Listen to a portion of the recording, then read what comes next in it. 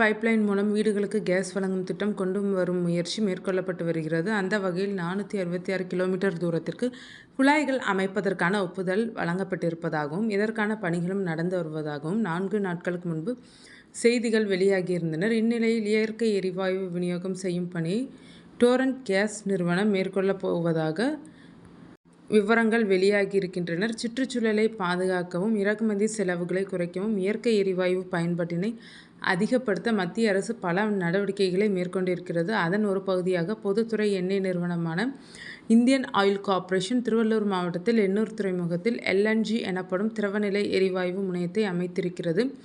இதையடுத்து தமிழ்நாடு முழுவதும் குழாய் வழித்தடம் மூலம் இயற்கை எரிவாயுவை விநியோகம் செய்வதற்காக சென்னை, திருவள்ளூர், காஞ்சிபுரம், செங்கல்பட்டு, கடலூர், விழுப்புரம், திருச்சி, மதுரை, தூத்துக்குடி போன்ற மாவட்டங்கள் வாரியாக குழாய் வழித்தடம் அமைத்து வருகிறது. அதாவது அயல் நாடுகளிலிருந்து கப்பல்களில் திரவநிலை எரிவாயு இந்த முனையத்துக்கு கொண்டு வரப்பட்டு இங்கிருந்து தமிழகத்தின் பல்வேறு பகுதிகளுக்கு குழாய் வழித்தடம் மூலம் எரிவாயு கொண்டு செல்வதற்காகவே இந்த குழாய் வழித்தடம் அமைக்கப்பட்டிருக்கிறது.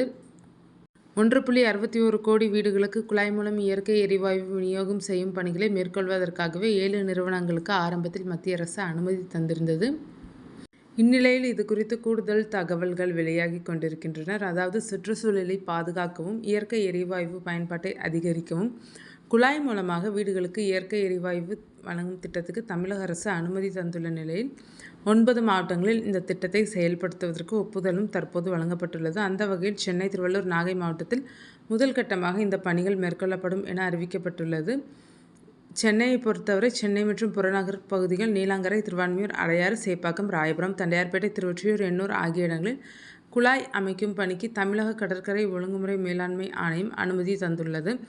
அந்த வகையில் 466 கிலோமீட்டர் தூரத்திற்கு குழாய்கள் அமைக்கப்பட உள்ளனர். இதில் 360 கிலோமீட்டர் கடலோர மண்டல ஒழுங்குமுறை ஆணைய பகுதிகளில் வருவதால் அதற்கான அனுமதி மட்டுமே தற்போது வழங்கப்பட்டு 48 கோடி ரூபாயும் ஒதுக்கப்பட்டிருக்கிறது. இதன் பணிகளும் விரைவில் துவங்கப்பட உள்ளதாம்.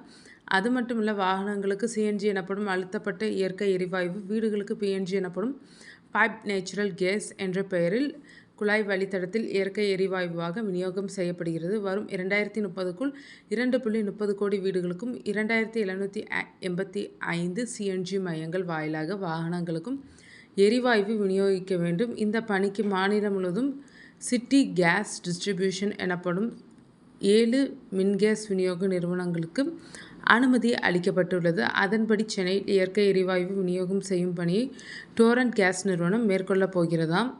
5000 கோடி ரூபாய் செலவில் மொத்தம் 33 லட்சம் வீடுகளுக்கும் 222 CNG மையங்கள் வாயிலாக வாகனங்களுக்கும் எரிவாயு விநியோகிக்க வேண்டும். இதற்காக சென்னை முழுவதும் குழாய் வழித்தடம் அமைக்கப்பட உள்ளது.